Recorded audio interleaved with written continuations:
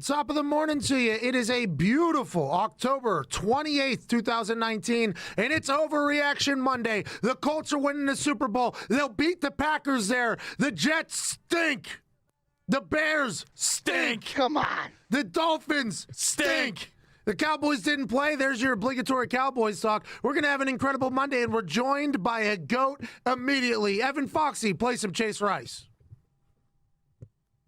It's the perfect occasion for a little vacation from the heart of the nation. Not your medication, 2 hours of magic. Let's give it a go. Ladies and gents, it's the Pat McAfee Show. It's the Pat McAfee Show.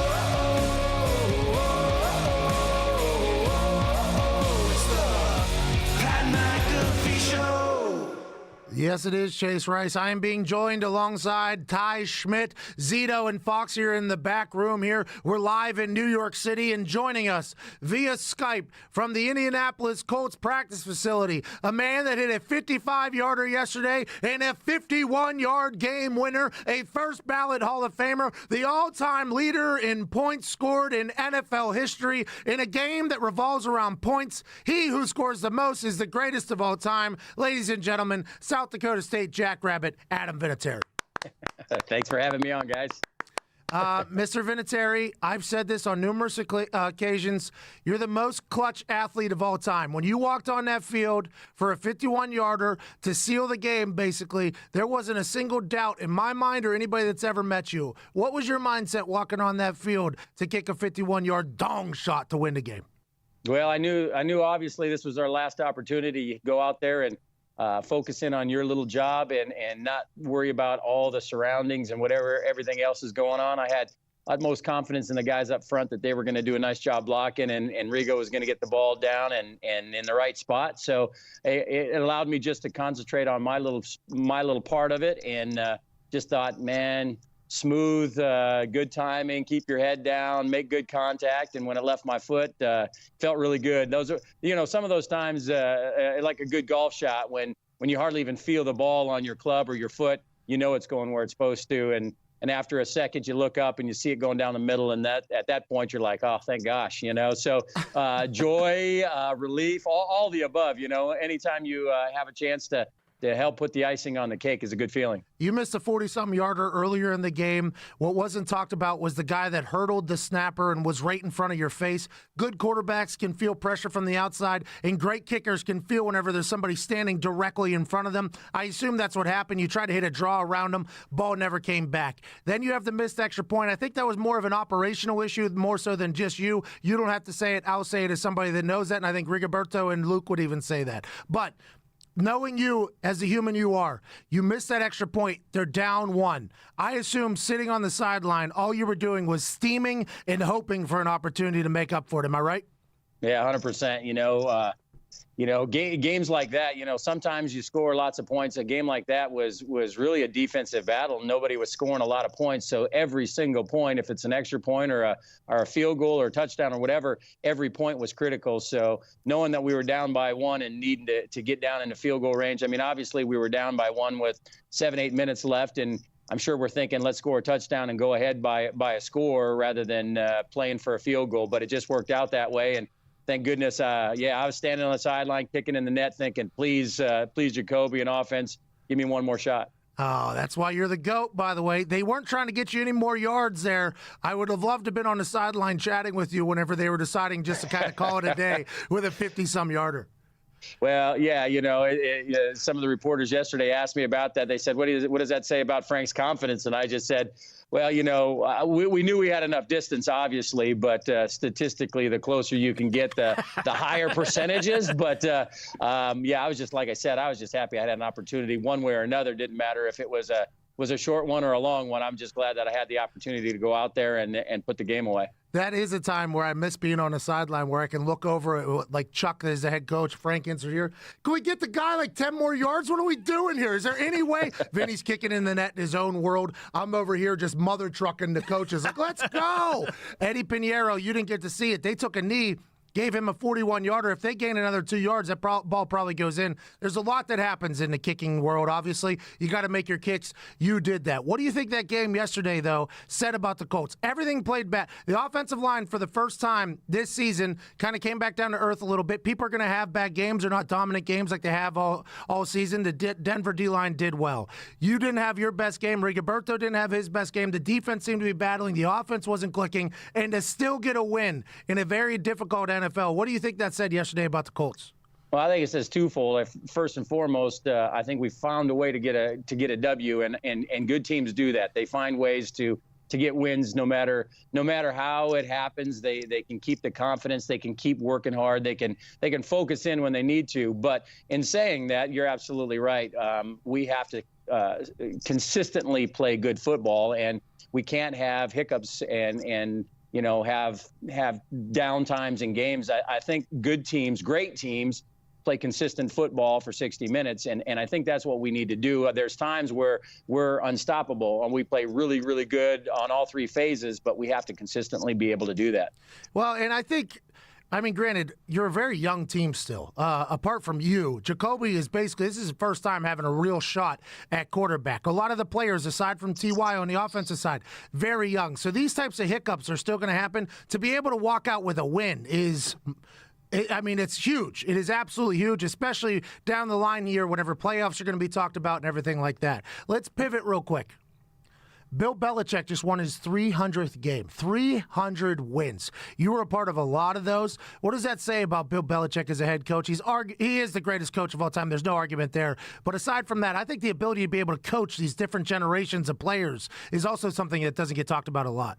100%. And, the thing about him is he always puts together a game plan that allows his team to win games. And it doesn't – some years they've got a super high explosive offense that's leading the league in touchdowns and scoring and all this stuff. And this year, I think, they were talked about before this last game that even if their offense hadn't scored a point going into last week, they would have been 3-1 with their defensive play. So I guess, obviously it clearly shows that he can put together a great team, but he also puts together a great game plan and makes it difficult for other teams. And being part of that organization for a while and playing against that organization for a long time, you have to take the fight to them. I mean, it's a heavyweight bout, and you have to be able to really swing punch for punch with them and figure out how to do that. But yeah, Coach Belichick is an amazing coach. Obviously 300 wins is only happened, I think, with 3 coaches total. And in my mind, there's no one out there like him. It's really, really impressive. Okay, and you got a chance to play for a lot of incredible coaches. Tony Dungy, Bill Belichick, Jim Caldwell for a while. Not enough people give Jim Caldwell enough credit because he came in after Tony Dungy. We lost the Super Bowl. Then he goes to Detroit after Baltimore. A lot of great coaches. What do you see in Frank Reich that makes you think, like, hey, this guy's going to be able to be a good coach for a long time? Well, Frank's awesome.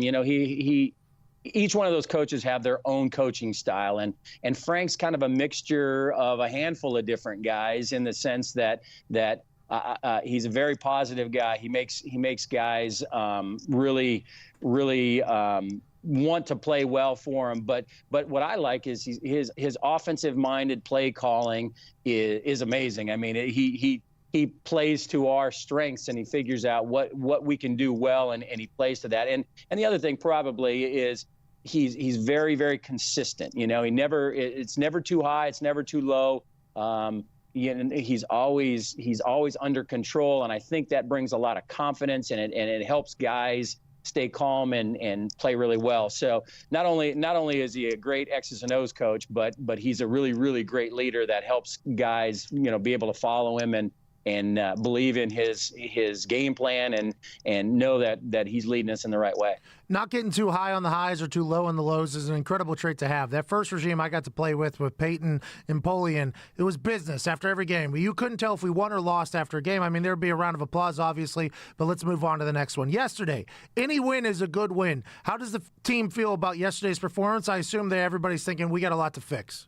Well, I would assume. I mean, obviously, it was cheers and good feeling in the locker room because it's very, very hard to get wins in the National Football League. You're playing against, every team in the league is good. I don't care what anybody says, what any records are, statistics, whatever. If you're not ready to play, any team can beat you on any given Sunday. So when you get a win, it's hard to come by, and you have to celebrate that. But we celebrate it for about a day, and tomorrow we'll go through all the corrections, and there'll be a lot of corrections, obviously, all the way across the board. We need to play better, more consistently. Win and a conference win is it weighs a little bit heavier, and we needed that win to stay on top. I think everybody in our division ended up winning yesterday. So it's a race. It's a marathon, So we just have to play consistent ball every week. Rest in peace to J.J. Watt's pec, by the way. Game's better when J.J. Watt's playing. Right. Better for the Colts when J.J. Watt's not playing, so I'm kind of torn in that whole thing. T's and P's to his rehab and recovery. Also, the Dakota marker. I mean, I tried my best to represent for you. I tried to put the whole entire state of South Dakota on my back. We didn't get the win this time, but I absolutely loved going there. Thanks for having me. Yeah, you were incredible. That was awesome. The hype and the excitement that you brought. I got a million different messages from people that I know, people that I don't know, former teammates from South Dakota State, people that went to school there said, man, he was awesome. It just brought a whole new level of excitement. I see some game day stuff in the future for you, buddy. Well, that would be cool, wouldn't it? I think they pay a lot of money, and that is a great show. They were very hospitable. When I say this, not just the fans of South Dakota State, by the way, absolutely incredible. I will go back there anytime. That place was awesome. Those are my people out there. I think after meeting you, I should have known that. But the game day crew and production and everybody, so hospitable, such a well-oiled machine. I wish we would have got the win for the Jackrabbits, but we couldn't pull it off. It was a close game. Unfortunately, it came right down to the end, and it was a good game. And I tell you what, NDSU is an incredible. What they've done over the past decade is like no other, and you got to beat the champs. You got to knock them off their pedestal. And unfortunately, we came up just a little bit short, but exciting game, fun game. And we'll see. We might get them in the playoffs. Who knows? Okay. Before I let you go here, I got to say this, mostly because it's why you're here, but also because it leads me to my last question. Vinatieri is here representing True Niagen, a vitamin supplement that promotes healthy aging on the cellular level, which is obviously massive for everything you do in this life. I believe your body is created by a bunch of cells. Yeah, absolutely. So whenever we're diving into the cellular level of things, that's good news. Pretty important.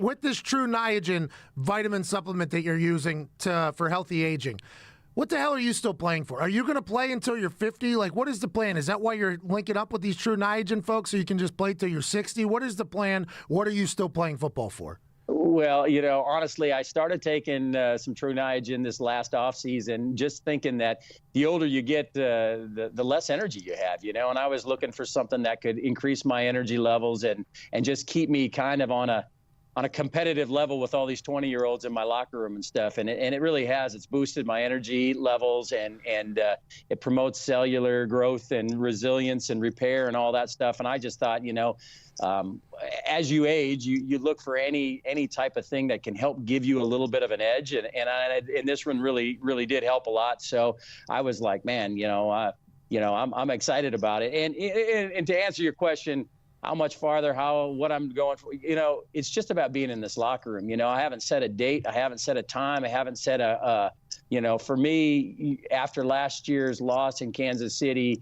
I knew we were close, and I thought this might be the run to great things this year. And I knew I wanted to come back and be in this locker room and fight for a championship. So I take them a day at a time, week at a time, month at a time, and we'll see where it ends up.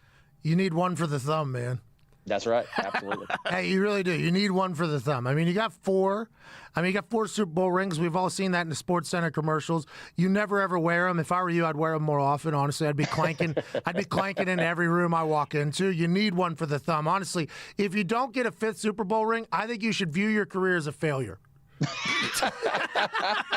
I appreciate it. You know, I agree with you. That's why we're still going at it, buddy. Hey, that team is awesome, man. You're still banging 55, 51 yarders. Other olds that have kicked couldn't go anything past 45 yards. You look at the Morton Anderson, Jason Elam, all these guys that were incredible kickers and kicked until they were older. They couldn't do anything past 40. The fact that you're still banging from a long way out with distance is a truly beautiful thing, and it's a testament not only to your work ethic, but probably true Niagen as well. Absolutely, both. You know, that's one of those things. I remember when you were holding for me, we would always go back and test the limits, and we'd hit more over 50 than we would under 50 just to see if we had it, to let the coaches know that. And maybe that's why Frank decided to do a couple handoffs at the end. He knew at 50 yards it was not that big of a deal. But, yeah, True Niagen's definitely helped keep my energy levels to allow me to keep working hard. I will say this. Whenever we were in practice, I thought it was a big deal to let everybody know that you could still hit 60-yarders. Literally, and this is something that I don't know if it happens at every football practice. I was the one that pointed out the spots on where Vinny would kick in practice. So we get like 10 kicks a practice. I'd be spotting the ball, basically, and we'd work our way back. And sometimes I would get a little aggressive in the 30 to 40, so we would just jump back from like a 31-yarder. Okay, let's go to a 42-yarder. It's like, we didn't spend a lot of time in there, so now we got to make up for kicks. And at some point, we'd be back up like 61, 62, 63 yards, and we started doing it early, and you would continue to make them because you're the most competitive human on earth. But in my eyes, the confidence that the coaching staff had in you, your teammates had in you, and not that you would need it at all, but to know that you could just bang 60-yarders at any given moment has to feel pretty good, especially at your old age. Absolutely. No, it was one of those things that for me, it's a confidence thing too. So when you go out there in a game, you've hit a bunch of them in practice all week long, all season long, and it doesn't look longer than anything else. You're back there all the time, so then you can just focus in on your technique and making good contact, and you got the distance. Now, not every day, there's times where you might be in a heavy wind or a really cold day, and it might take a couple yards off. But, pregame, we always make sure we find what our range is, but it's usually right around there, that's for sure. Hey, to hell with Tom McMahon, by the way, Denver Broncos special teams coach, jumping over the snapper, getting you to miss one. He blew up on a punt, too. I mean, he was trying everything he had. That's all right. I have the utmost respect for him, but it was great winning that and getting to say goodbye to him with us having a victory. He's probably lucky that there was 22 seconds left instead of 4 seconds left after the end of the game. I might have gave him exactly. You said it. Ladies and gentlemen, the greatest of all time, first ballot Hall of Famer. Anybody who's sending tweets saying that because he missed a kick when a guy was literally standing directly in front of him, which means he doesn't have it anymore, are absolute idiots, and you should never take their opinions for anything seriously. Let's remember that. Adam, thank you so much for joining us. You're the absolute GOAT. Thanks for allowing me to go to South Dakota, brother. I appreciate you, buddy. Thank you. Cheers, Paisan. What a man, Adam Vinatieri. He's the man. It's just always a treat when you get to talk to him. It really is. He's first ballot Hall of Famer. Yeah. He's a kicker. That's not something that's normal. And the reason is because he's just a normal guy who happens to be the most competitive human on planet Earth. Mm-hmm. Before we get to a break, I want to tell you one thing and one thing alone. Did you know that socks are the #1 most requested clothing item in homeless shelters? That's right. We have a live read right now. Well, you don't say. It seems like we're really rolling into big bucks. Got a live read all of a sudden. Good for us. Bombas is on a mission to change that. They created the most comfortable socks in the history of feet. And for every pair purchased, Bombas donates a pair to someone in need. Designed with tons of different colors, patterns, lengths, and styles, Bombas are perfect for the entire family. Get your hands on a pair of Bombas socks and your feet will say, mucho gracias. Bombas has donated over 20 million pairs and counting. They're made from super soft natural cotton, and every pair is designed with arch support, a seamless toe, and a cushioned footbed that's supportive but not too thick. You need to try their new merino wool socks designed to be breathable, dry, and never itchy with just the right amount of thickness. Bombas also make the perfect gift for everyone on your list. Save 20% on your first purchase when you shop at bombas.com/Pat. That's Bombas, BOMBAS.com/Pat. Bombas.com/Pat. Had one little hiccup there at the end. Feel like I had a pretty good little advanced reader level, though. No, yeah, that was great. And so are the Bombas socks. I'm wearing them right now. Good arch support. Overreaction Monday continues on the other side. Shout out to the GOAT for joining us. This is the Pat McAfee Show.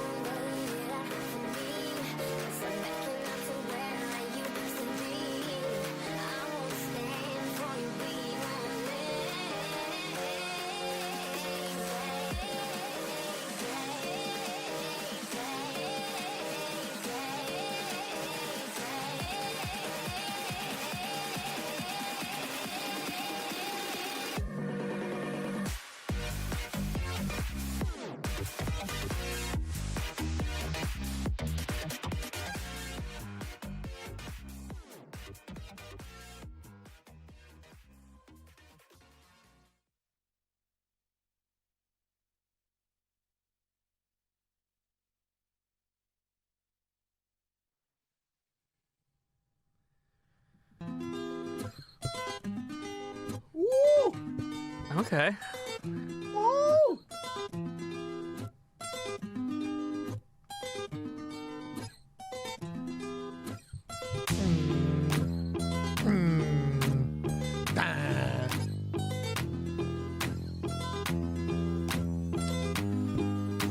Welcome back to the Pat McAfee Show. It's 10:24 here.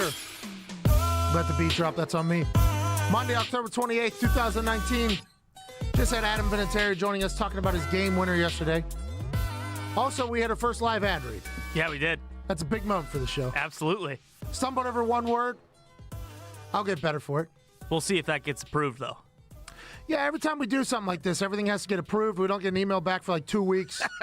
Tell us it wasn't accepted. Yep. Don't get paid for it. Gonna need you to re-record it. Hopefully Bombas is happy with that because their socks are next level, top-notch socks. Absolutely. And you know what? You actually gave them about, I think, 75 seconds, not 60. So You owe us little 15 value there. seconds. You owe us a quarter more. That's just neither here nor there. Speaking of top-notch, just like Bombas socks, Aaron Rodgers and the Green Bay Packers to go into yes, Matt Moore played very well. Yes, Andy Reid drew up some incredible plays to take advantage of the incredible skill players that he has. Travis Kelce, next-level athlete. Watkins, stud. Tyreek Hill runs an entire marathon during games, distracting people, making plays. And now there's a guy named Hardman who is just a luxury for Andy Reid. Andy Reid doesn't have to send out Tyreek Hill to return punts anymore. Best returner, most explosive player, most explosive punt returner in the history of the game because they got another Tyreek Hill in this Hardman character. So you think you can cover everybody. You can't whenever they're healthy. Matt Moore showed up. I only knew Matt Moore from Hard Knocks. Yeah. When he was with the Dolphins. Yep. I guess he was a pretty accomplished quarterback for a long time. I just never knew that. Third oldest player to ever accomplish his 1,000th reception, I believe is what they said last night. He's an older man, but he made a hell of a play for the Kansas City Chiefs on numerous occasions. With that being said, going in to Arrowhead Stadium in primetime television in front of the home of the Chiefs and getting a win is massive for the Packers. I love LaFleur. I love LaFleur looking at Aaron Rodgers right in the face on a 3rd and 5 with the game on the line and saying, let's go for the win. And Aaron Rodgers looking out at the field, looking back at him going, yeah, let's do that. Let's go ahead and go for the win. Let's utilize this weapon we have in Aaron Jones, who accounted for 60% of the offense last night. Aaron Rodgers has never had a guy behind him that could account for 60% of the offense. Normally it relies right on Aaron Rodgers' shoulders. Aaron Jones gets out, 5-yard out, bang, let's kneel this thing out, game over. Jimmy Graham tried to ruin it there at the end last play. Yep. Tried his best. Ref said, nah, come on. He blocked the guy a little bit extra, and there's no reason for that. But this Packers team, from a defensive standpoint, they gave up a lot of points last night. They let Matt Moore kind of do some stuff, but that's going to happen with those weapons. And the ability to get that win, great for the Packers, great for us who've been predicting the Packers to represent the NFC. And to be honest, I really think that's a staple win for Aaron Rodgers and Matt LaFleur. Had to battle. It wasn't easy. It wasn't greasy. They came out early with a hot start, had to really kind of ride the flow of the game, and at the end, they did what they do and get a big-time win. That defense deserves a lot of credit for Green Bay Packers. Their kicking game deserves a lot of credit. J.K. Scott didn't have his best game, but the special teams is doing well, and that offense can get a lot of things accomplished. I like the Packers a lot, even more so after last night. Yeah, I was a little, I didn't know how to look at it last night after the game, but after kind of digesting it a little bit, I mean, they covered, you know. Good teams win. Great teams cover. And also, I mean, Aaron Jones leading the NFL in touchdowns right now. Same deal. Rodgers, we've been saying this all season, okay? It didn't matter what they did the first couple weeks. Him and LaFleur were going to hit a stride. They were going to get more comfortable with each other, and this is the kind of stuff that we expected. 8 touchdowns and, you know, over, I think, like 900 yards in his last 2 games. Last week, Aaron Rodgers said to LaFleur before the game, hey, I want 5 touchdowns a day. LaFleur said to him, I want 6. He went out and got 6. Then last night, LaFleur looks at him and goes, let's go win the game. And Aaron Rodgers says, let's do it. Aaron Rodgers and his head coach haven't been motivating each other for a decade. McCarthy and he barely even looked at each other when they walked off. Now, granted, I don't know whose fault that is. I have no idea. I'm not in that locker room. I'm friends with Aaron Rodgers, so it's easy for me to say, oh, that's McCarthy's fault. What a dummy. You have Aaron Rodgers. Let's, bow down to him. But McCarthy also a good coach. So I don't want to, but sometimes it's nice to get a nice refresh, a nice fresh start, especially if it's late in your career. This is the first time Aaron Rodgers had to learn a new offense. This is the first time Aaron Rodgers had to adjust his game a little bit for a new style. This is the first time Aaron Rodgers has to be completely okay that there's a guy in the backfield who might take up all the touchdowns. And Aaron Rodgers, after their first rushing touchdown, then their second rushing touchdown, they had a close-up on him, and he sent a gun point, I think, at the running back with a wink, and then he jogged off the field focused. This isn't about numbers for Aaron Rodgers. Right. This isn't about anything other than he is very happy about the offense they're running, the team they have, and this is, I think Aaron Rodgers thinks, like, hey, my legacy can be remembered as one that was not only the most talented quarterback to ever play football, but with this LaFleur guy and this defense that they invested in, I think this could be, I think we can win a lot of games and a lot of games quick. I think people forget. First couple weeks, remember, they were talking about Aaron Rodgers wasn't going to be able to adjust plays or audible plays because LaFleur didn't want him to. I assume that was completely blown out of proportion from whatever Aaron said or whatever Matt LaFleur said, but anytime Aaron Rodgers speaks, it's going to get taken out of context. It's just the way it goes with Aaron Rodgers. Then the first couple weeks they struggled. They played that Bears defense that was top-notch week one. Mm-hmm. They struggled. They were still moving. He had the wristband on. People were like, oh, now Aaron Rodgers is wearing a wristband. Aaron Rodgers has won Jeopardy. Yeah. The celebrity edition, like every single time they have it. He came on this show and said, I feel like I could actually compete against people that aren't just athletes or celebrities on Jeopardy. He is a very, very intelligent individual. He's cerebral damn near.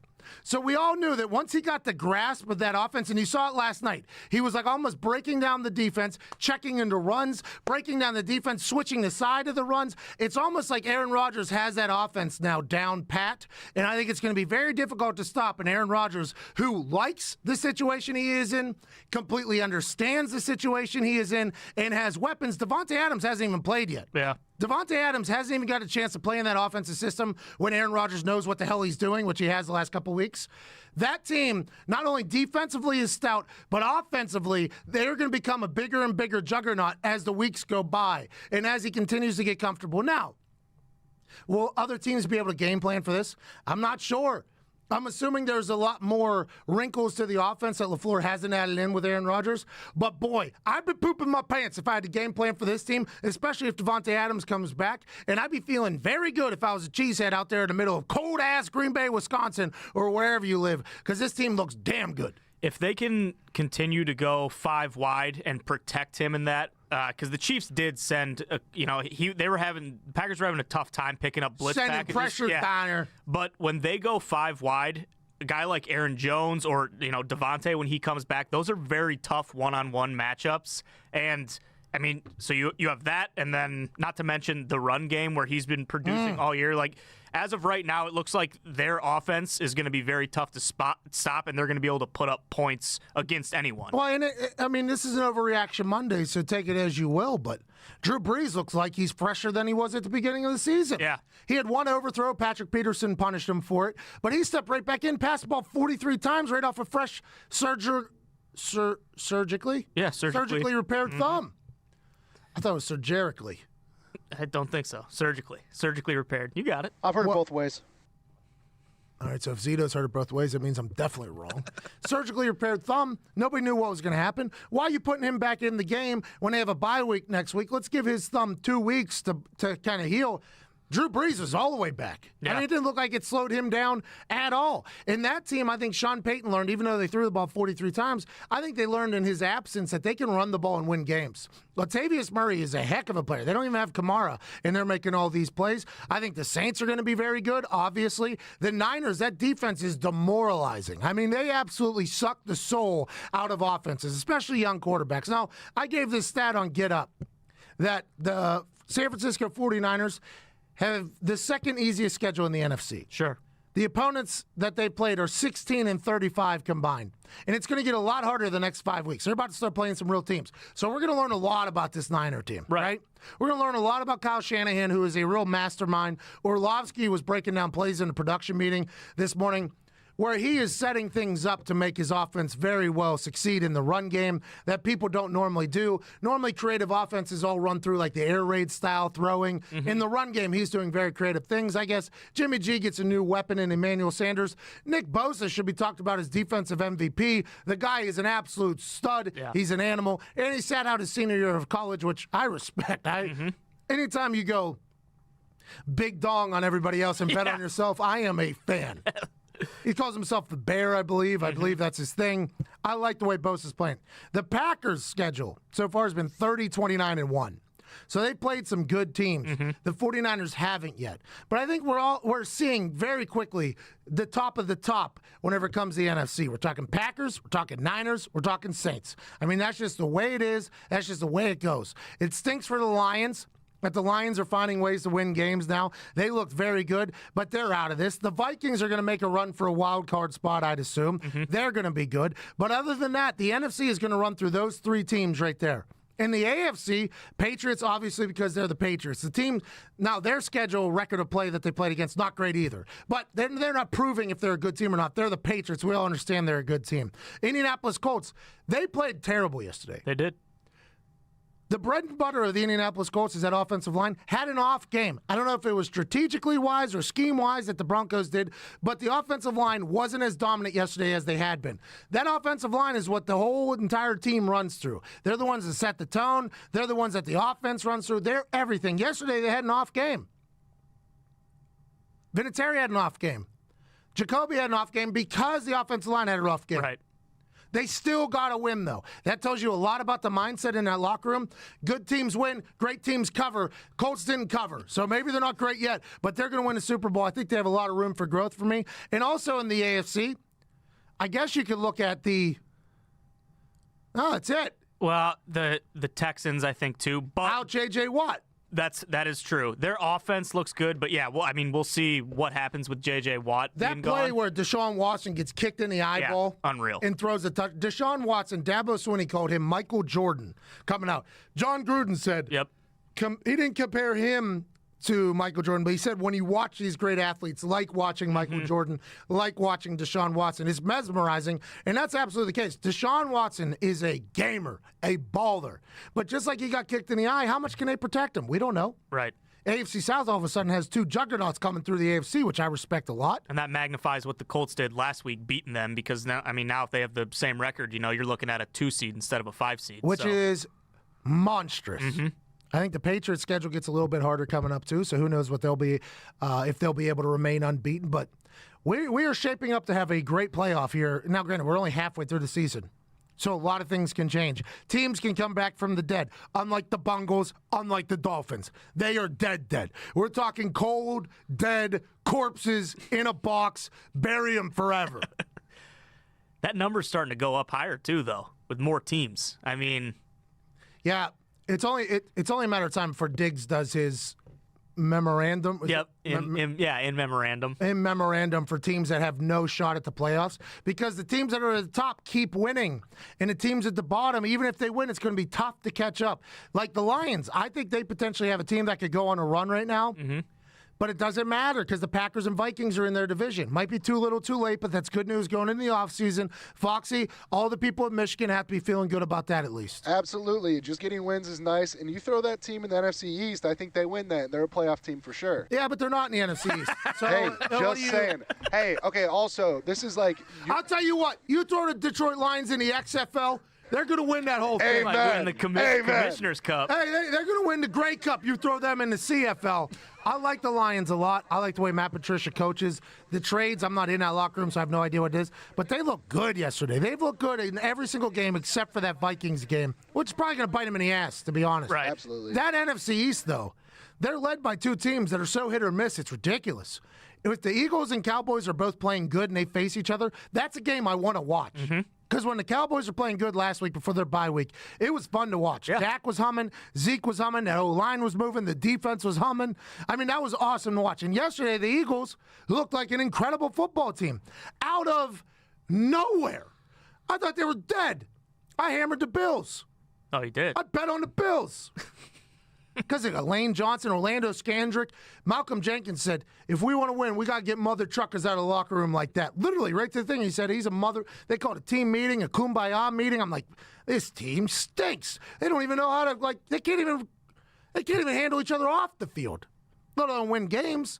It might have brought them together. Lane Johnson said, we're lazy, we're showing up late to meetings, blah, blah, blah. There's no accountability. Then all of a sudden they show up in Buffalo Bills, dildo table crash in town, and get a massive win and look very good doing it. That run game led by that offensive line, Kelsey in there, and Lane Johnson and the boys, looked very good. So if they're going to continue to do that, it's like, okay, are the Eagles back? I have an Eagles fan friend. Right. He said he's booking a room in Miami. Yeah. He said, if we can play like that, we're going to the Super Bowl. It's like maybe because the Cowboys play the exact same way in the NFC East. Cowboys stink, and then they're incredible. The NFC East, you might as well just take out a Yahtzee dice, roll that thing, and figure out if you got 1, 2, 3, or if you got 0, 0, 0, because it makes no sense what they're going to do the rest of the year. The Bills have an incredible defense, but are we Not yesterday. Not yesterday, right? And that's going to happen from time to time. But are we sure that they don't stink and they're not kind of like the AFC version of the Bears? I think the Bills, they have this incredible luxury of nobody really talks about them. Right. Because they're in the Patriots division. Exactly. So there's no reason to talk about them, which, if you're an owner, not good. You want your team to be relevant if you're an owner. What's his name, Ralph something? I thought it was the Pagulas now or something. Maybe not. I don't know. John Bon Jovi tried to buy him a couple years ago. Oh, living on a prayer. Is that him? Yeah, that's him. John made bangers. Oh, yeah. He wears turtlenecks. He's got great hair. All that stuff. I wish you would have bought the Bills. But the Bills, as ownership, you don't like not being relevant at all because tickets and all that stuff, even though their fan base is rabid and they're very loyal and sell out all the time and things like that, you would like your team to be in national spotlight a little bit more. The Bills are not because they're in the Patriots division, right? So we never talk about the Bills. You never hear about the Bills. Then you see their record, and you're like, wait a minute, are the Bills for real? Has Josh Allen learned how to play NFL quarterback, or is he just an athlete back there, shot putting the ball still, and every once in a while getting it? Yesterday, he looked like that. But if that defense can get hot, and McDermott has built that team. And remember, they shipped out Troy. They shipped out a bunch of people out of Buffalo, and everybody's like, what is this guy doing? Just completely rebuilding the team. That's what he did. This is the team he wants, a tough team, a defensive team, an offense that can control the ball, which is what you have to do, I guess, against the Patriots in the division. But I don't know enough about them to say they stink or not. I just know yesterday they looked like garbage. Well, maybe it's just more the history that we're dealing with, but I still don't feel like they are going to beat anyone in the playoffs, at least not anyone of merit. I don't know either. I think Josh Allen might stink. I'm not sure. Whoa. I think he does. Don't say that. Well, he's an athlete. He's got big hands. He can throw the ball far. I don't know who I would rather have. Well, no, actually, I would rather have him than Trubisky without doubt. Yeah, I think Chicago would love to have Josh Allen. But I'm still just not sure he doesn't stink. Josh Allen has confidence every single game, whether he should or not. That's true. Whether he should or not, he has confidence. Trubisky's just got absolutely no confidence. None. All right, we got to get to a break. We can't see anything in the studio. I have no idea if we're still live on air or not. 10:42 a.m., October 28th. Literally no idea if we're live. Yeah. We are live. We're live. The stream is live too? Should be. Can't see it. We're in New York City, 50 stories up above Earth. It's a beautiful day to be alive, especially if you're a Colts, Packers, Patriots, Niners, Saints, or Duck Hodges fan. You're listening to the Bad Hack of the Show.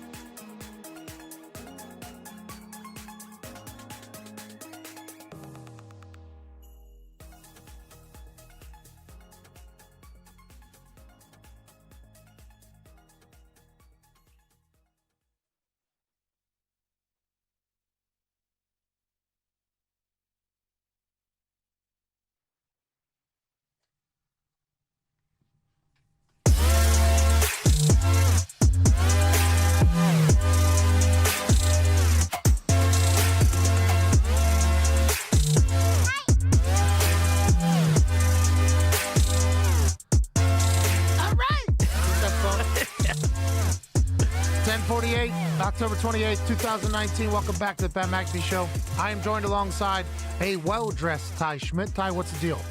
Well, my girlfriend kind of said something about me looking like a slob on Mondays in the big city, so she went out and bought me some new clothes. So here I am. It's very nice of Caitlin. Yeah.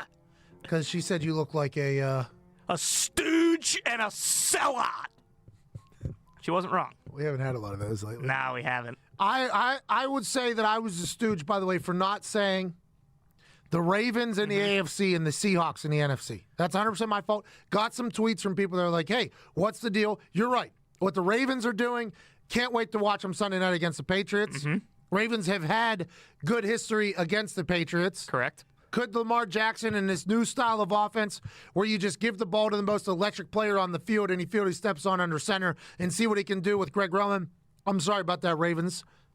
And for the Seahawks, Russell Wilson is Russell Wilson. So I apologize. I still think it's Packers Colts, but I mean, at least the people who were tweeting were right. That's 100% on me. Those two teams do deserve to be in the discussion. Absolutely. I didn't watch the game yesterday, but the Seahawks win looks a little less.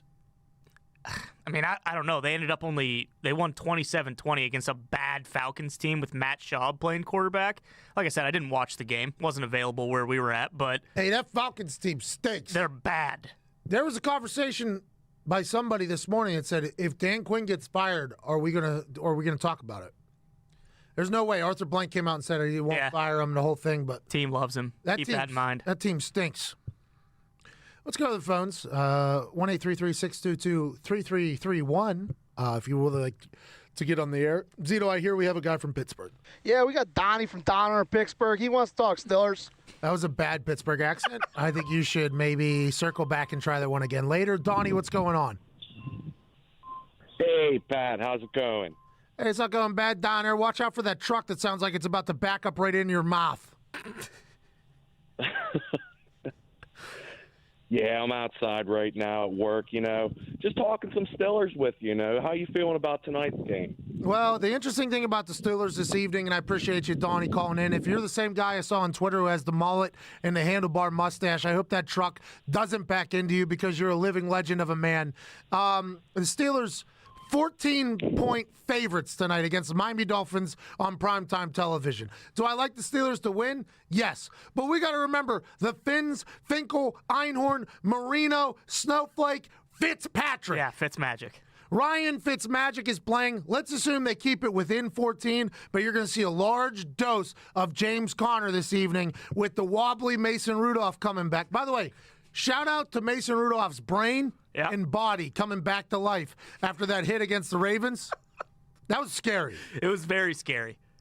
The cart not working, the face mask being gone, the whole scene was just very scary. I thought we'd never see the guy again on a football field. He was smiling loopy on the way out. There's no way he remembers any of that. No. Here we are a couple weeks removed from that, and he's starting on Monday Night Football for the Steelers. Good for him. We all know the backup quarterback in Pittsburgh, potentially the most electric quarterback to ever play the position. Only undefeated quarterback in the history of the NFL. Never lost as a starter in the NFL. Ever. Ducky Hodges. Friend of the show.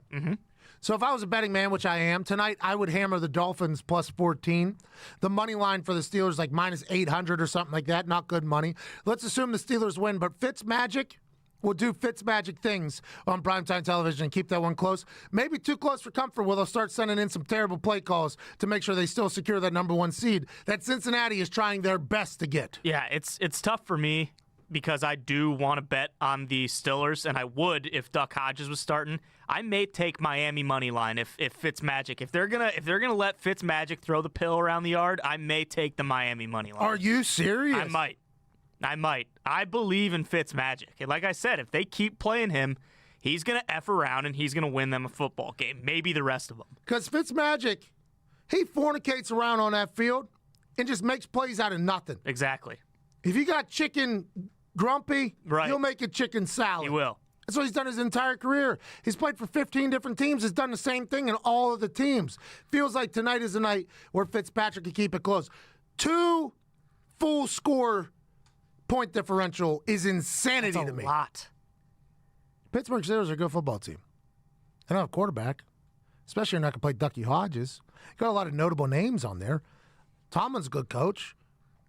But they have not shown that they should be a 14-point favorite over anybody. The year that we were 2-14, there was like 8 or 9. We were terrible at football. I mean, bad at football. There was 8 games where it was one-score games that we could have won out of nowhere.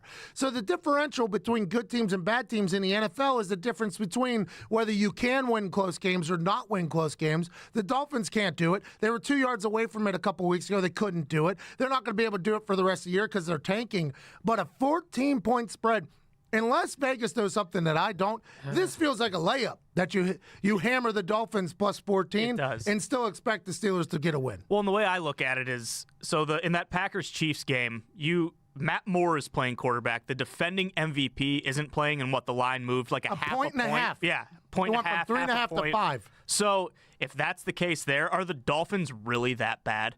Especially with Fitzmagic under center. You sounded like Rome there a little bit. Clones, are the Dolphins really that bad? I don't know. You tell me. That's what you sounded like there at the end. That's a compliment. I'll take that to the grave. If I could be more like Rome every day, that'd be awesome. Be good for a show. Hilarious. When's the smack off? Get Van Smack in here. Get the Clones on the line. Speaking of smack off, almost smacked Orlovsky in the mouth. Rightfully so. College game day was electric, man. I haven't talked about it yet on this show. I should probably because it's pretty prevalent. What a moment in Brookings, South Dakota there. I had no idea what it was going to be like. We landed, and I was on TV within 15 minutes of landing. So really? Land, into a car, rushed over to the campus, bang, you had one job, straight in it. I didn't even know if we were live on air when we did the You Had One Job. I thought it was a rehearsal. And I'm like, oh, no, we're live right now. Wax on, wax off, knee to the face was my first big dinger for him. What a magical situation. I'm very, very lucky and fortunate that they called me and asked me to do that. We talked to Vinatieri, who couldn't go because he had to play a game, had to win a game for the Colts. Mm-hmm. He's the reason why I went. You were his proxy. Very thankful for that. The picks weren't that great. I was the only one to pick Oklahoma State, though, which is all that needs to be known. It's 10:55 here on this Monday, October 28th. We got T.Y. Hilton in the second hour, the most underrated wide receiver in the NFL. Talked to Vinny earlier. We got a lot of good stuff. Overreaction Monday is back on the other side. You're listening to the Pat McAfee Show.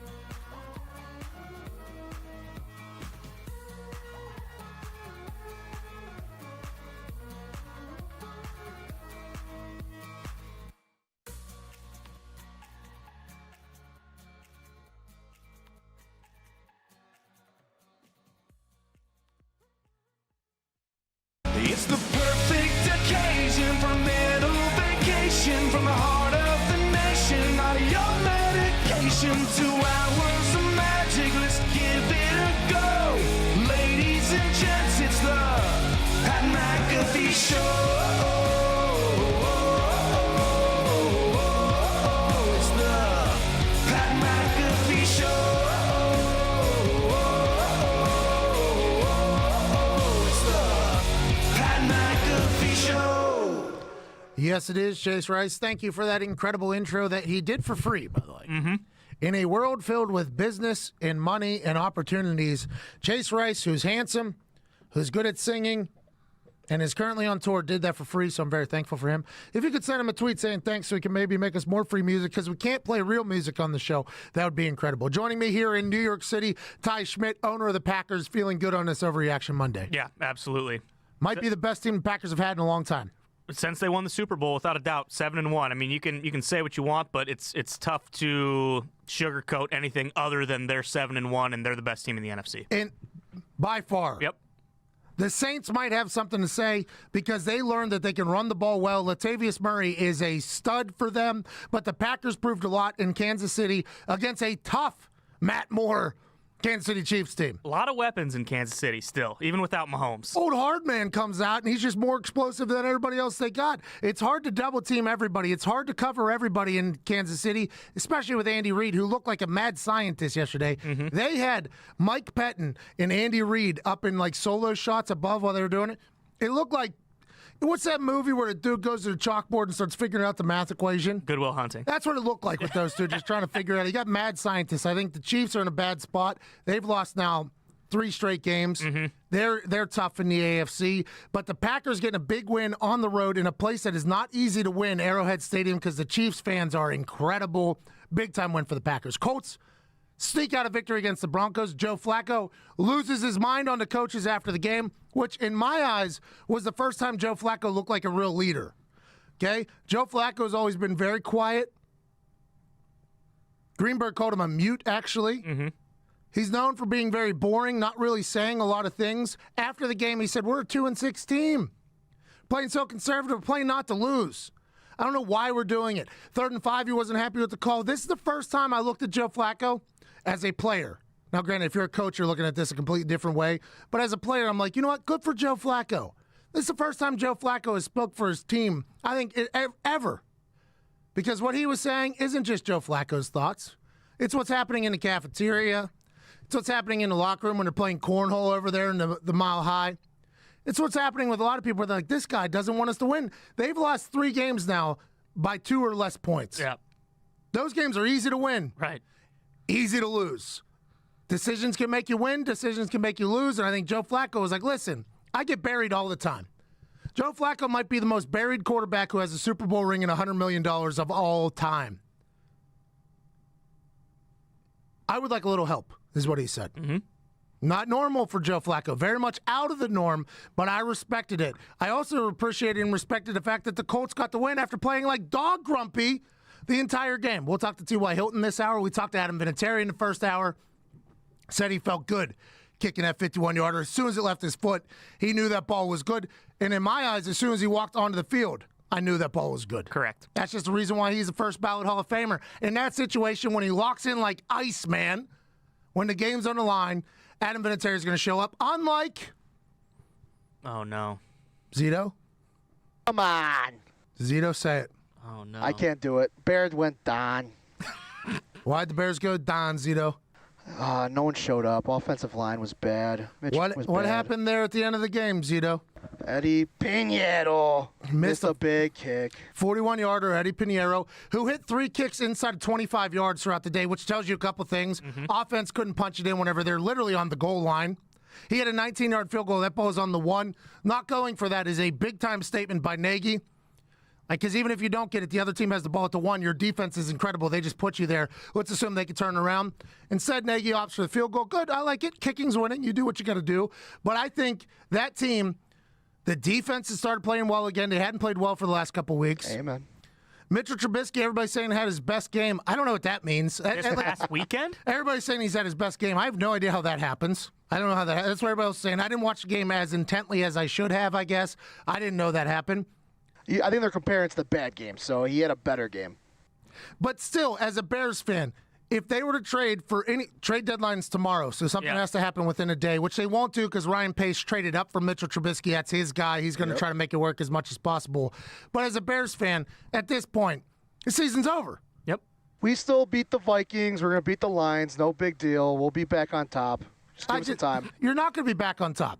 The Packers and the Vikings are running away with that division. You have nothing you can do except for sit there, lie there, look up at both of them, and die. I'll tell you right now, when you put a bear in a corner, it'll get hot. Don't trust them. No, it actually goes into hibernation. Like, it disappears. That's what a bear does. It actually goes into hibernation for months at a time, and I think that is what the Mitchell Trubisky Bears are going to do. Now, granted, will they show spurts of life throughout the rest of the season? I'd assume. It's like when you're golfing and you're terrible, but you hit 3 good shots. You're like, I'm going to come back next time. That's going to happen with Trubisky. He's going to have a couple good games, and the Bears are going to be like, see? We got a guy. Going to come back next year, going to be the same story. I think Nagy hates him. Like, you listen to him in those press conferences. Now he's just saying stuff that, like... I didn't even think about running the ball. Next question, basically. Exactly. He's just kind of looking like a moron, but you can tell that he's just exasperated. It's like, hey, my quarterback sucks. He can't do anything. Hey, the GM, who's probably a good guy here, he could have picked Deshaun Watson. He could have picked Patrick Mahomes. He could have picked Shane Falco. He could have picked Christian McCaffrey. Instead, we picked this guy, so we're stuck. What do you want me to do? Is almost what Nagy said. I think so.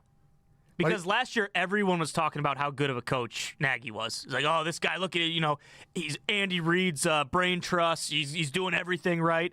I think this year, the Bears are more disappointing than the Browns are. Whoa. Speaking of the Browns, literally everything that could go wrong went wrong in that first quarter.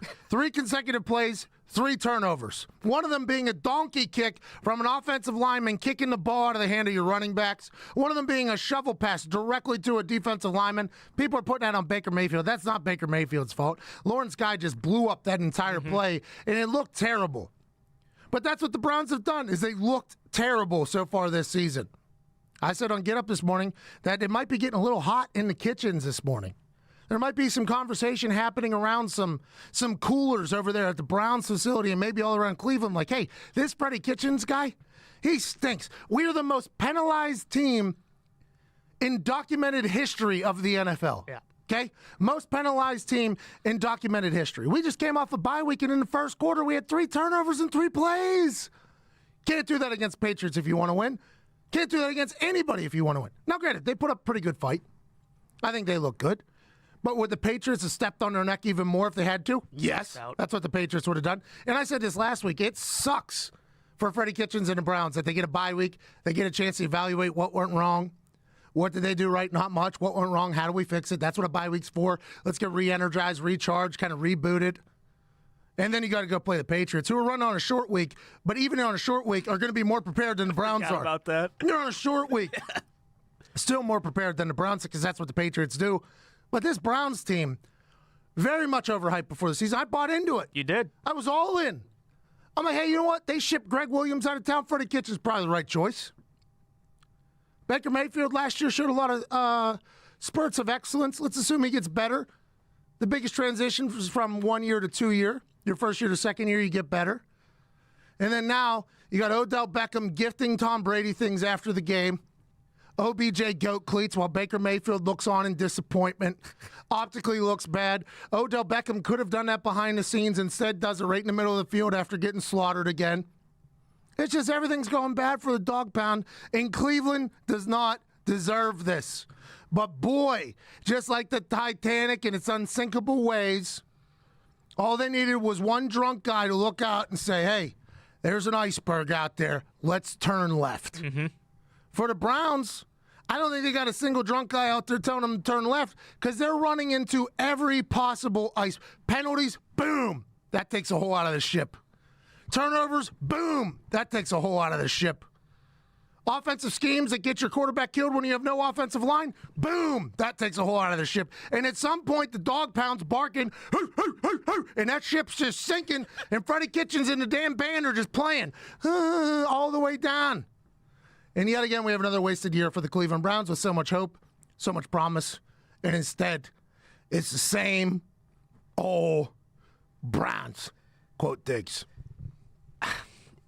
You look at the Browns, and it's obviously the players aren't performing either, but it's hard. Missed throws, missed blocks, Right. everything like that. But it's hard not to think that Freddie Kitchens doesn't just stink. I mean, this guy is more focused on what Golden Corral is closest to the stadium after the game. Are you kidding me right now? I mean, he's always MFing someone on the sideline. It's like, hey, maybe be a little introspective. You suck at your job, all right?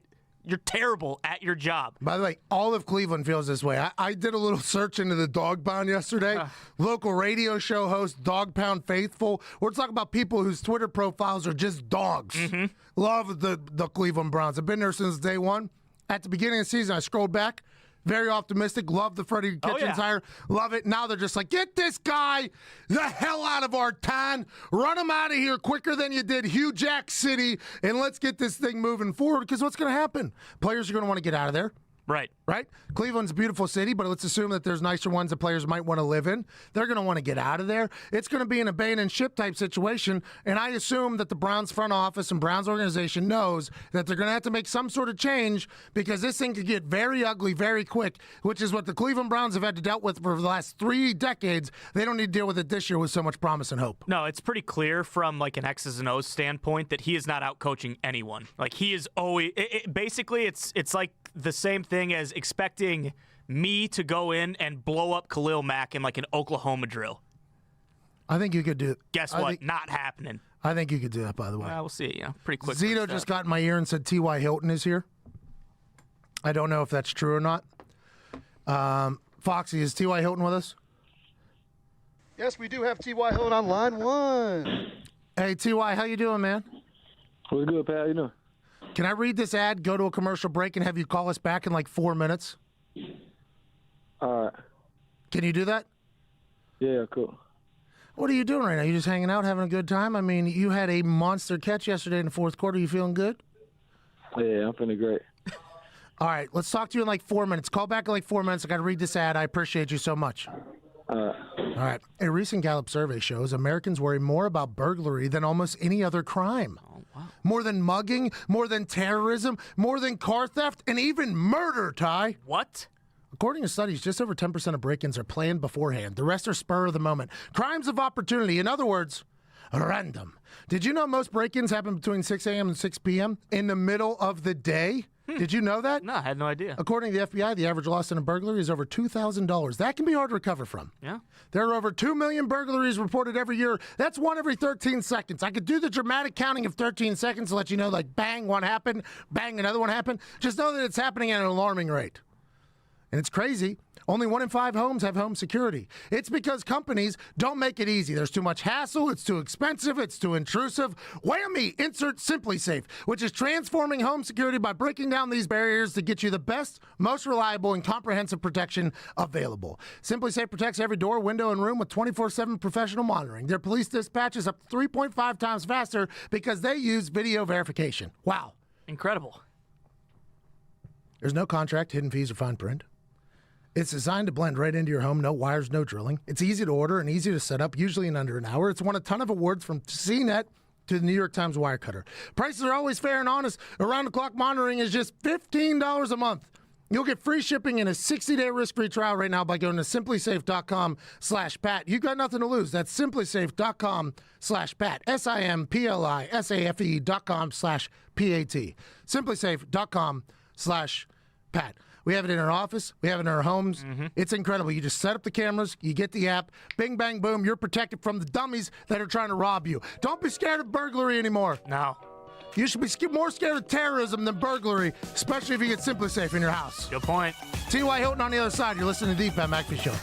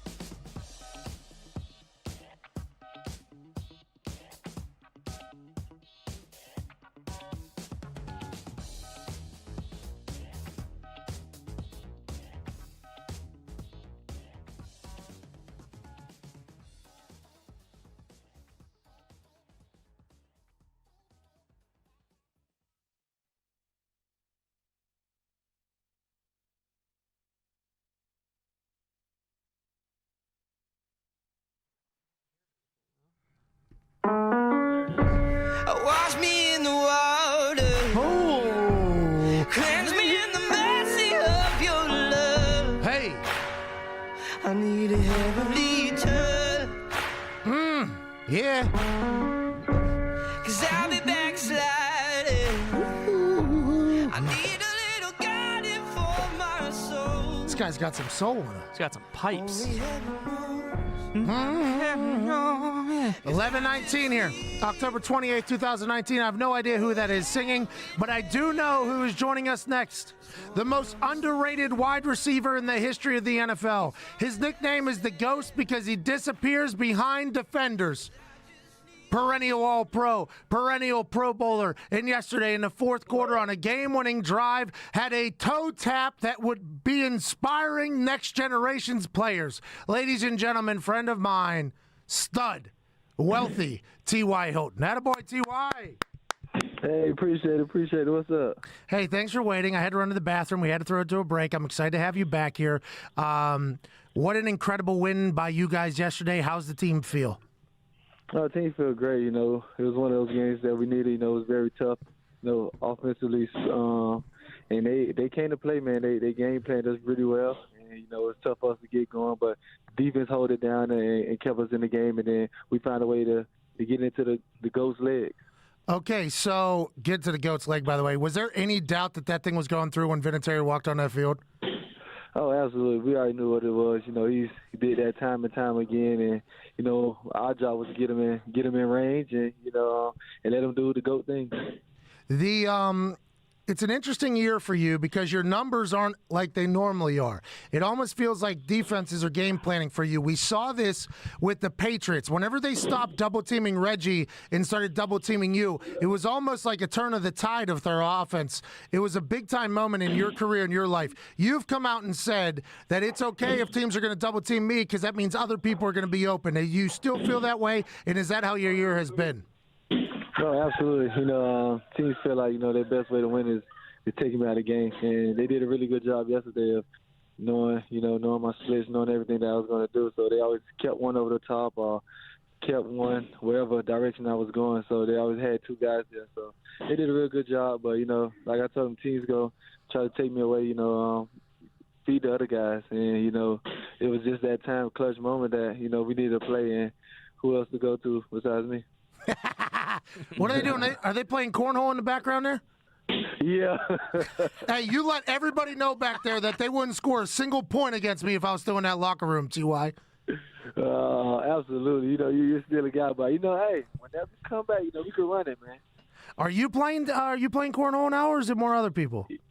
There's a lot of people playing, but, me and Justin is running things, man. We the best duo out here. Man, y'all wouldn't score a single point if I was playing in there. Too much time on my hands, but it does feel as if that locker room's coming together. You're an OG in there now. Yesterday was a big win because the team didn't play great, but you still got a W. What is that locker room like? How are the boys? And what do you think it's going to mean for your team going forward? It's going to mean a lot for us going forward. You need these type of games. We find ways to win. And, early on, when you get late in the season, like week 12, week 13, you always look back at those week 4, week 3, week 5 games that, man, we should have had. And, it's a game that we got yesterday that we really needed. And, it's going to help us. But as a locker room, we're a really tight group. We bond together. We hang out together. We have fun with one another. So it's cool. And the guys really love one another, and they love football. So, as long as you have that in the locker room, you'll be fine. T.Y., you look around the AFC, you can't do that much. You have to kind of focus on your thing. But the way your record and the way you guys are playing right now is shaping up very nice for the future. What has been Frank Reich's mindset towards that thing? I know you guys are 1% better, 1-0, but do you guys even realize that you are potentially in the middle of something very special? Oh, absolutely. We realize that as a team, and we know we just take it 1 week at a time. And that's just our mantra. That's how we live by. Frank doing a great job of, when we come in, we go over the film, break down the film, and then on to the next opponent. And that's what we've been doing, and that's what we live by. Everybody's coming in, and buying in. And we got a group of guys that are buying into what Frank is talking about. And on all 3 phases, we're doing a great job of that. And the young guys here, just trying to get better, asking the vets, what can they do? And, as long as the guys are buying in, you got a pretty tight group. And there's no way you thought Jacoby was going to be this good, or am I wrong? Oh, you're wrong. Really? You're definitely wrong. Yeah, absolutely. I've seen it. I've seen it all off season, all OTAs, all training camp. The guys, you just running with the ones the whole time anyway. So we pretty much seen it from there, and he's pretty much taken off from just getting all the reps in with the ones. Who is a defender that you look forward to playing against every year? It was Ramsey, but now he's moved to the NFC. So that was my favorite matchup. I love going against because he's a big, strong competitor. And you are as well. Did you two used to verbally joust a lot? Huh? Did you used to talk a lot of? We're on FCC regulated radio. Did you and Jalen Ramsey used to get into verbal jousts a lot? Oh no, he me talk to mostly all the other guys, but me and him, we never really talk. We just went out there and did our game, played our game. That's about it. That sounds like a lie. That sounds like a complete lie, T.Y. I think, honestly, you're the most underrated wide receiver to ever come through the NFL. I think your leadership has been incredible. I like the Colts to win the Super Bowl. I hope you continue to work. And you tell those boys on the boards to get a little better touch because it sounds like a drum going off back there. He actually just put 3 in the hole. So, Ty, is your son still more athletic than you? Oh, absolutely. I think they're both starting to come into their own, and it's gonna be fun, man. It's gonna be fun to watch them, and I can't wait. What is your fathering style? Are you a hard-nosed dad? Are you a motivating dad? Or do you compete with your kids? All three. I'm very hard on them. Let them know that nothing's easy. If you want to get what dad's at, you got to work like that. So, I'm always standing on them. They know I'm not a fan of drops, so we can't have drop passes, and they're hard on me too. So, I dropped the pass 2 games ago, and as soon as I got out of the locker room, they said, "Yep, when we get home, we need those push-ups." So, we're pretty much hard on each other. So, but I love them, man. I'm gonna just keep pushing them and want what's best for them. When did you have your first child? When I was in the 11th grade, going to my senior year. And you are still with high school sweetheart. You now have 45 children, and you're an incredible dad. I think that is something that can't be talked about enough. How good of a dad you are, how good of a husband you are, and how good of a player you are. You're a story that more people should know about. I appreciate that. Yeah, man, she keeps me going, man. She's everything I dreamed of, and, as long as she's by my side, I think sky's the limit for me and his family. And, she just, when I need a break, she always take care of the kids and watch them for me and just let me be able to get my rest in that I need from practicing the games and stuff. Hey, I don't know if I'd be scared of the kids for the drop balls, but I think Mama could beat your ass, by the way. T.Y., I can't thank you enough. I can't wait to watch you guys continue to evolve into a team that's not just a young and hungry one, but a completely successful dynasty, which I think is going to happen. Tell those boys to keep crushing on the boards. I'll see you guys soon, and thank you so much. All right, no problem. Thanks for having me. Hey, cheers, T.Y. T.Y. Hilton. How about he had a kid when he was like 16 or 17? Yeah, that's insane. Good dad, by the way. Went to FIU to stay near his kids. Could have went to West Virginia, chose not to. His kid picked the hat of FIU. Stupid kid. Should have went to West Virginia. That would have been very nice for us. But he's with his wife still from high school. He's a good dad. He's an incredible wide receiver. They call him the Ghost because one time against Houston early in his career, he disappeared for like 700 yards behind the defense. And the defense said, we had no idea where he was. So it's just like a natural fit for that. And he is just this young, hungry guy who has become an incredible veteran in that locker room. Another reason why I like the Colts to continue to win. Yeah, and I would just assume that he's going to get going here at some point. He like you said, he's kind of been more of a decoy, which obviously very important as well as Jacoby kind of starts to get some of that rapport with some of those other guys. But it would make sense that he starts to kind of blow up here and eat a little bit down the stretch run. Isn't it interesting, though, that as a wide receiver top of the game, at some point, you are just going to become a decoy. Yeah. That's what all your hard work, all your talent, all of your accomplishments, at some point, you're just going to be needed to use and used to get people away from everybody else.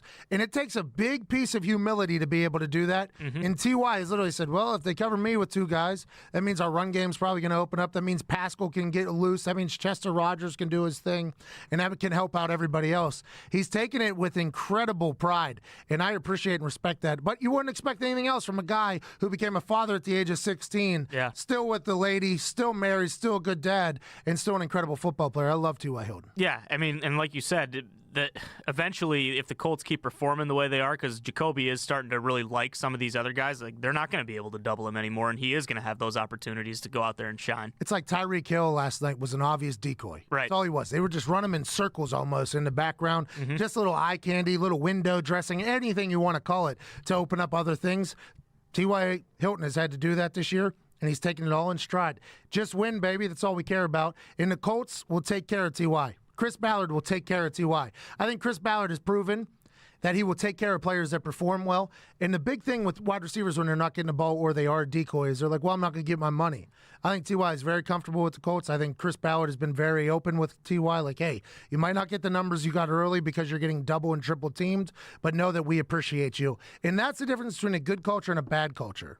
That's the difference between a team looking out for a player and not looking out for a player. And that is why I think what Chris Ballard has built and what Frank Reich has coached in that team mindset, even though I am 100% sure I'd walk into that locker room and win every cornhole game against anybody in there, I like the Colts culture more than anything else. We can't say for the culture because some guy on Twitter trademarked that. I assume myself and the Colts are waiting for that trademark to go void, which is probably the end of the year or something. That's a good thing for the culture, by the way. I was gonna say we sold that on a T-shirt last Yeah, only for like a week. The guy sent us a cease and desist. We had to pay the guy for the shirt. Smart business by that guy. I guess, yeah, for sure. I mean, he's not taking advantage of it. But I like the culture of the Colts a lot. I like T.Y. Hilton. We're going to get to a break and then wrap up hour 2 with some phone calls. 1-833-622-3331. Packers going to win the Super Bowl, or are they going to lose to the Colts in Miami? It's on Groundhog Day. Will that Tom Brady and Patriots make their way back? Will the Baltimore Ravens in their new style of offense be able to beat the Patriots on Sunday Night Football and tell us something that we haven't been respecting enough? Drew Brees comes right out of a surgically repaired thumb and throws 43 times for 3 hunch. The Niners are undefeated, haven't really played anybody. Seahawks, Russell Wilson, still Russell Wilson. A lot of game left to be played. That's why the NFL is incredible.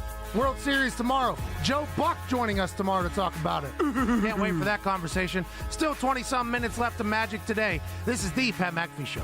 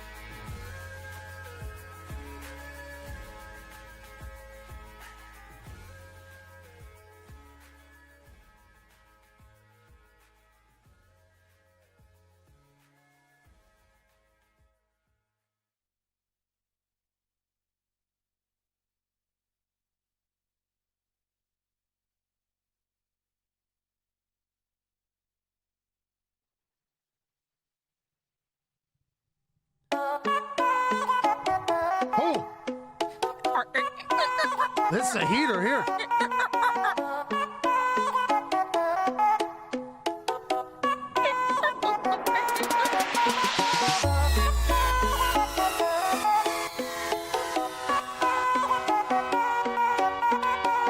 Welcome back to the Pat McAfee Show. It is 11:37 on this Monday, October 28th, 2019. Overreaction Monday.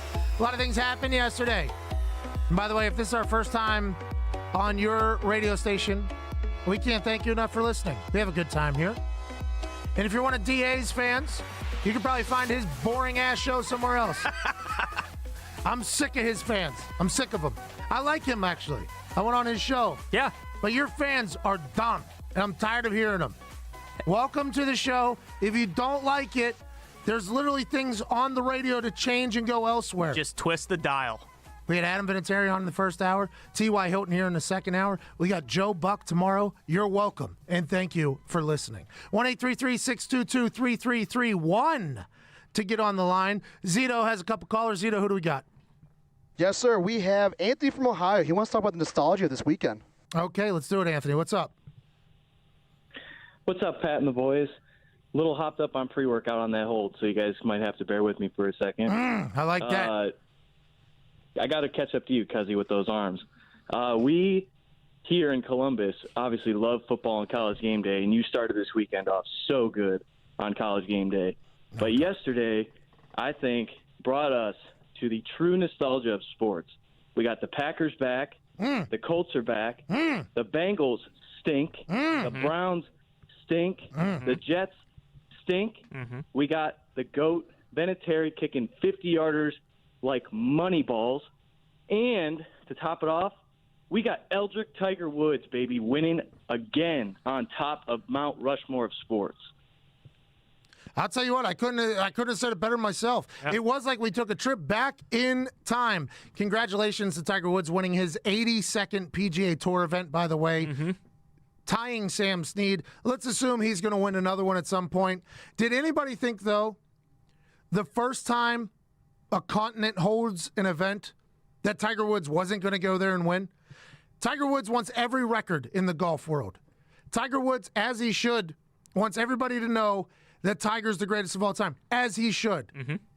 So for every tournament that ever happens in the future on the continent of Asia for PGA, they're going to have to say the first ever winner over here was Tiger Woods. That is something that they'll have to say forever. I'm sure Tiger thought of that. And whenever he went out there and just put on a dominant performance at 14 hours ahead of us or something like that? Yeah, something like that.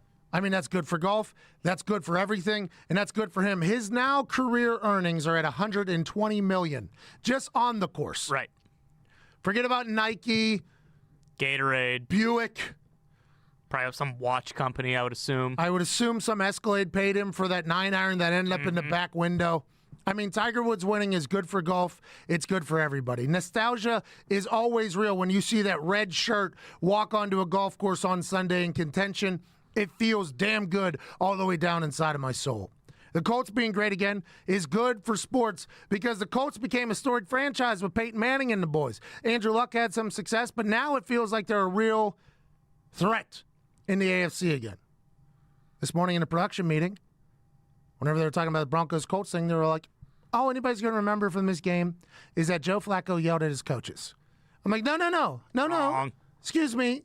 Talking head person on television. Excuse me, producers in a room here that produce on ESPN. I love this show. I'm thankful to be here. But when the Colts go on to win the Super Bowl, this win, this fourth quarter game-winning drive by Jacoby Brissett is going to be something that's talked about whenever they save a great seed for the playoffs. Pat, it's Overreaction Monday, so I got a question for you. At what point do we put Jacoby Brissett in the MVP conversation? Yesterday. I mean, he was before going into this week, he was tied for the lead in touchdown passes in the NFL. And nobody thought he was going to be the starter until, 15 days before the season started? Because of an Adam Schefter tweet? When you're talking about a guy just being thrown into a position, into a situation that nobody has been in before, a once-in-a-generation player decides to retire 2 weeks before the season, bang, it's your team now, bang, here's $20 million, good luck out there. I mean, that wolf pack of Jimmy G, Tom Brady, and Jacoby are like 20-2 on the year. Yep. That locker room, that quarterback meeting room up there in the in New England is an incredibly talented one. Just think of that room. Tom Brady sitting there with handsome Jimmy G and incredible Jacoby in the room, and they're just looking around. And they're like, you know what? I think all three of us could just dominate this league if we had to. Jimmy G's like, you're right. I'm going to go to the Niners. See you later. And then Jacoby's like, hey, you know what? I'm going to go to the Colts and try this thing out. He stumbled early whenever he first got to the Colts because, once again, he was thrown into a position like 7 days before the season started. You're our starter. Our team stinks. Andrew Luck was supposed to play. People said he wants snowboarding. Can't play. He's out. Now this year, 16 days before the season starts. Jacoby's in. It's your team now. Good luck. And he has done nothing but show up and show out. Still a young quarterback. Doesn't know everything. Still can get beat by disguises and coverages. Still can have that type of situation happen. But very mature, very athletic. He's not a game manager. He's a game wrecker. And I think he proves that each and every single week. Even yesterday when he didn't have his greatest game because the offensive line didn't have their best game. It was just something was off. Those games are going to happen. And those games are easy to lose.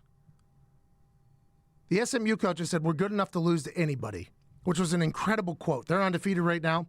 We're good enough to lose to anybody. And that's real for any team. Yeah. You can lose to anybody.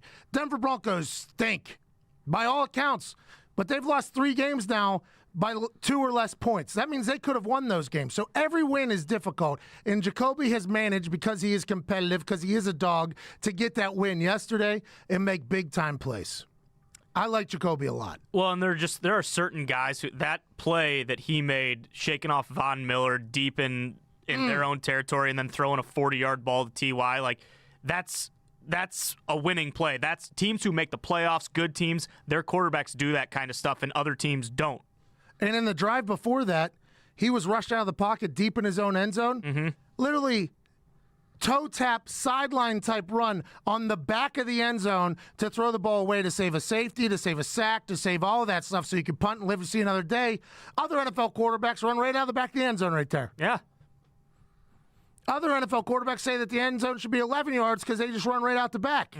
Not Jacoby. Jacoby knows his awareness, situational awareness is high. He's a very good player. Now, MVP conversation is going to be very difficult this year. Christian McCaffrey had an incredible season leading up to yesterday. Kyle Allen came back down to earth. Christian McCaffrey does not have a great offensive line, so the season he's having is next level. The Seahawks, massive win over the terrible Atlanta Falcons. Russell Wilson still balling. Aaron Rodgers is about to have the year of his life. Aaron Rodgers might throw for 10,000 yards, just like Matty Stafford, by the way. Even though they don't win, he's not going to get that. Who knows how the MVP shapes up, but I do believe that Jacoby Brissett should be in the conversation at this moment, just because nobody thought the Colts were going to be in this position, except for me, except for people in Indianapolis. But Jacoby is a real leader, and he's a great football player. Yeah, I don't know if it's because he's – I really don't know what the reason is, but people just – I think coming into this year, maybe it was because where he was drafted and everything and because he got traded for next to nothing to, Dorsett, I guess. But still, it's just there's the idea that he never was really any good and they're kind of just plug and play. Like, that's not the case at all. No way. And Ballard gave him $20 million guaranteed. Here you go. Exactly. Sign your name. Here's $20 million. It's your team. We know it. The team knows it. You know it. Now the world's going to have to know it, and that's happening. Now, granted, Tom Brady is still Tom Brady. I mean, the Patriots are still the Patriots. A lot of chatter about where Tom Brady's going after this year. A lot of people are saying they're going to win another one. He's going to retire because he wants to spend more time with his family. A lot of people are saying he's utilizing this just so he can get recruited to other teams because it feels good to be recruited. I've been on the pitch pretty hard since the beginning that he's going to go to the Chargers. Phillip Rivers' contract is up.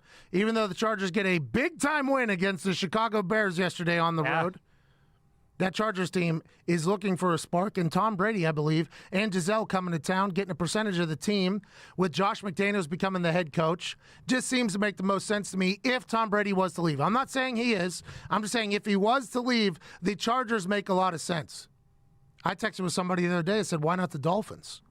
I was like, I don't know. I don't know why not the Dolphins. I don't know why you'd want to go in the same division as the Patriots. Yeah, exactly. I guess Miami is warm. I guess you know Flores pretty well. But in my eyes, if he leaves, it's the Chargers.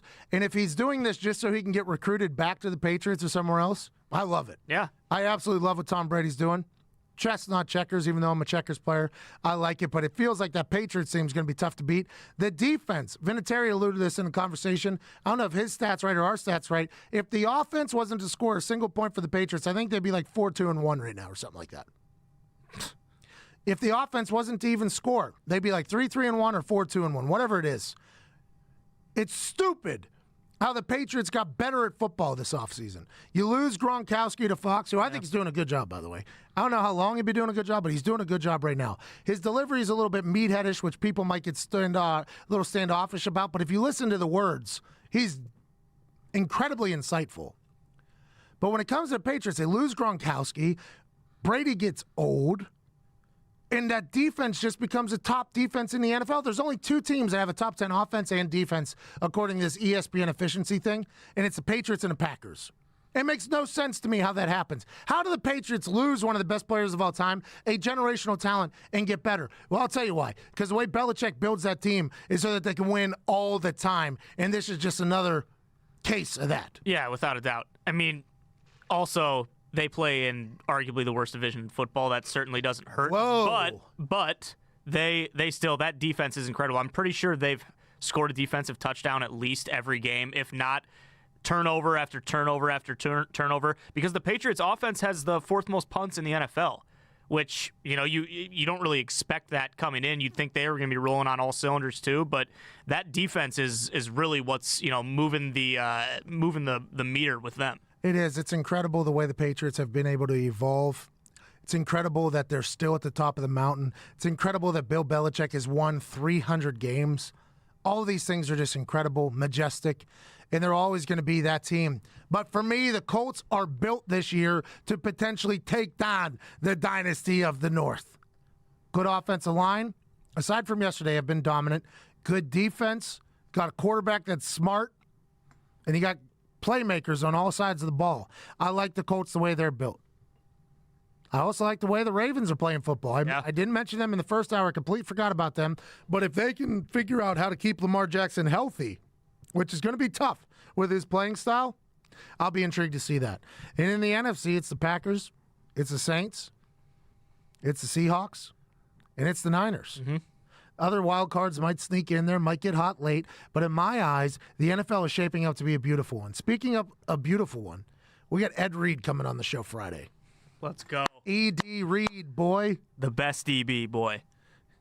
You've ever seen, boy. Mm-hmm. Ed Reed joining the show from the U. Can't wait to chat with him about the Ravens, about the Patriots defense, which I'm sure he'll love to chat about all things football. We got Joe Buck coming in here tomorrow to talk about the World Series Game 6. Mm-hmm. Houston Astros look dead, come back to life. Garrett Cole wheeling, dealing. People saying he earned $50 million a year last night.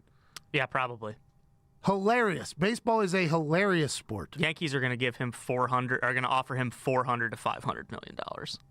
He's going to have to live in this city. Yeah, maybe. You're going to need $400 million to live here, from what I've been told. Place is beautiful. We are live in New York City on this Overreaction Monday. Zito, you got any good phone calls to close out the show with? Yes, sir. I got someone calling from Canada up north. Hey, Canada, what's going on? How's it going, brother? Hey, pal. I got a question for you. Okay. It's no secret that the last regime you were not a big fan of with the Colts, right? So I wanted to know if the Chris Ballard era would have started while you were still on the team, would you have delayed your retirement a bit longer?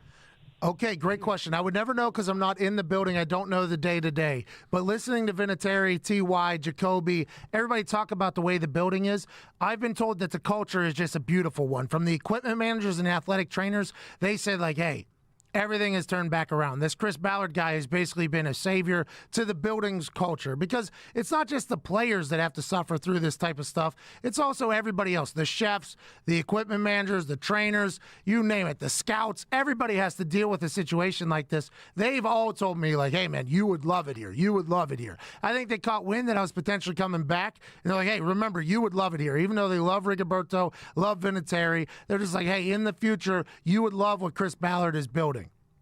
And I agree with that. And I would assume that if that was the case, I'd still be kicking balls. I would have definitely signed up for my third rehab in 4 years on my knee. I would have loved to continue to hold Vinatieri's balls. I would have loved to continue to build something great in Indianapolis. But when I made that decision to retire, it was a full-on commitment. I was ready to go. Flip the switch. I'm out of here. Because Ballard tried to talk to me like the day I retired. Ballard reached out to me with his southern accent. Hey, listen, man, I wish I could have talked to you about a week ago before you made this decision, but I appreciate it. I was like, hey, man, I appreciate you too. I don't know nothing about you, but I've heard nothing but great things. Good luck. And now that I've watched him put things together, it's a beautiful atmosphere for the Indianapolis Colts. So am I still punting balls?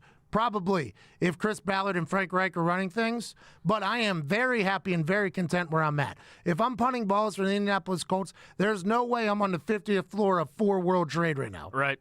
There's no way we're being broadcasted to millions and millions of people on College Game Day and on Thursday Night Football. I mean, it's just, I'm living an absolute dream, working much harder than I did when I was kicking balls, but I'm living an absolute dream. Everything works out how it's supposed to because it has to.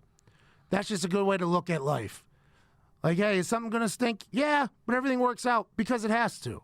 That's just the way it goes. So I'm very lucky to be where I'm at, but I would assume Robert in Canada, pal, mate, cheers, I would have continued to play, but I would never know unless I was in that building. I do know, though, that those cornhole boards would be mine in that locker room if I was in there. And the fact that T.Y.'s playing now, A, makes me feel good that he's getting in the game. B, makes me want to get in there and get in those pockets. That is a real thing. Yeah, I mean, you definitely would still be playing, I think, just from what we know of him. But also, on the flip side of that, like, look how awesome he's been to our company. I mean, how many GMs go on someone's podcast or go on radio with him? Like, you never see that. And then also are incredibly down-to-earth. They're not this stuck-up, asswipe. Chris Ballard is an anomaly, I think. He really is. I don't think there's a lot of Chris Ballards. Just like everybody thought they were going to find the next Sean McVay, which LaFleur might and Kyle Shanahan might.